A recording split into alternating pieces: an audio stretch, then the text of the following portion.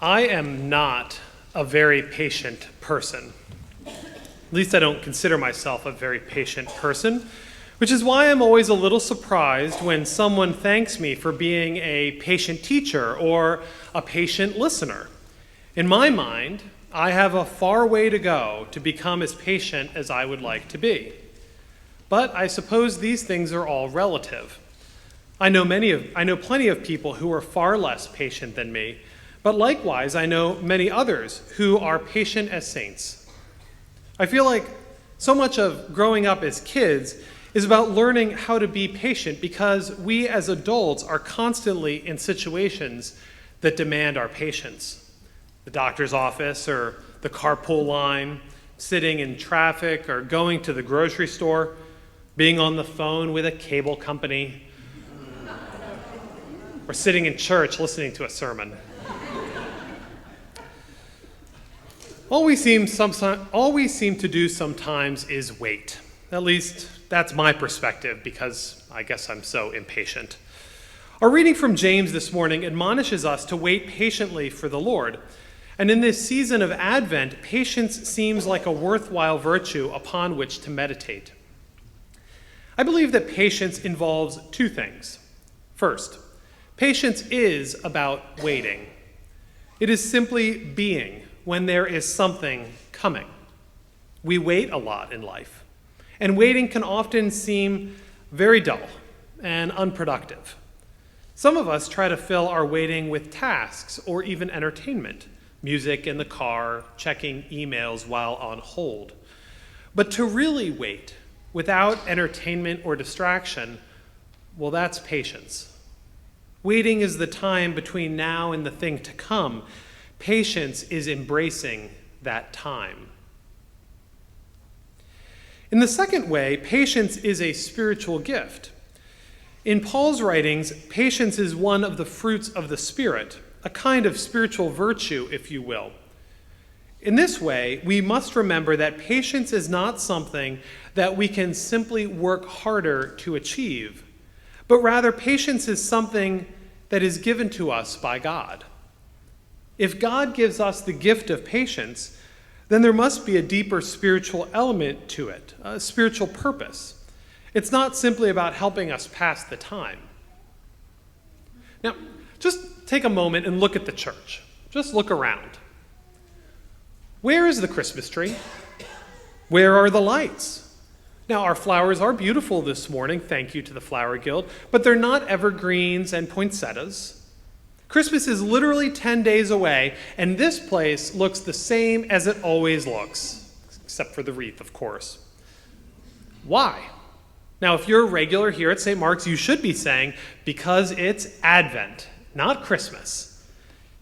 Okay, but who cares? The rest of the world dresses up the stores and the streets the day after Thanksgiving, or is it Halloween now? We need to go and get in the spirit. We need to get our Christmas music piped up, go to our staff holiday parties. We need to talk and think incessantly about the gifts that we're going to give and the gifts that we're going to receive. And that is Christmas. This is kind of sad, isn't it? No wonder the church thinks of Advent as a penitential season. But there is something in the expectation of Advent. There's something about the cleared altar and the minimal flowers. Now, the tree and the lights, the poinsettias and the music, they will all come. Don't worry. Do not fear. All of that Christmas stuff will come to St. Mark's. But we are still getting ready. We are waiting. We are trying to be patient. And what is happening in this whole Advent season of expectant waiting? Spiritually, what is happening? Well, we have cleared out the clutter. And sometimes expectation is about staying focused on that to come without the distractions that tend to come along with it. When we simplify our lives, when we change up our routines, it gives God an opening to speak to us anew. We might notice something for the first time, or maybe we will receive a word from the Spirit through a friend. I think even more interesting than simply clearing out the distractions is the juxtaposition between the hustle and bustle of the world out there, whose Christmas is dragging into its third, fourth, or fifth week, with the quiet simplicity of Advent in here. That juxtaposition from there to here, it can be jarring, kind of like going from a hot tub into a very cold pool. It can jolt us awake. Pay attention, we hear Jesus admonish his disciples. The liturgical rhythm of church seasons like Advent form us in a particular way. They kind of mold us. It imbues into us the gift of this patience, that spiritual gift. And the reason patience is so important is because of the greater expectation of Advent. Yes, we wait eagerly for Christ to come in the manger at Christmas, but the patience that we learn in that expectant wait is just a small taste of the greater patience that will be required as we wait expectantly for Christ's coming again. The Israelites knew this all too well, as they waited centuries for the coming of their Messiah. And now we too know what it means to patiently endure, looking hopefully for Christ to come again. So patience is not simply about being better at waiting in lines or sitting on hold. It's actually more about paying attention to the Spirit of God moving in our lives. It's about noticing the small things because we've tried to minimize the distractions. And it's about getting ready for Christ's coming at the end of time.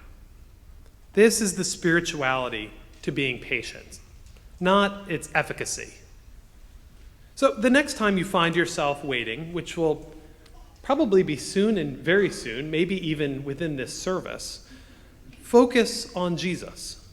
Perhaps remember a story from the Gospels or simply say a little prayer to God. You can try to clear your mind and listen for that movement of the Spirit. Allow yourself to be free from the distractions that surround you and resist that urge to pick up and look at your phone. I know it'll take some practice. It won't happen even after a dozen or two attempts, but keep up at it. And I bet that you will experience patience even if you're not a patient person. Because in that patience, that spiritual gift, you are preparing for God to greet you. You are patiently enduring so that you and I might be ready for when God comes.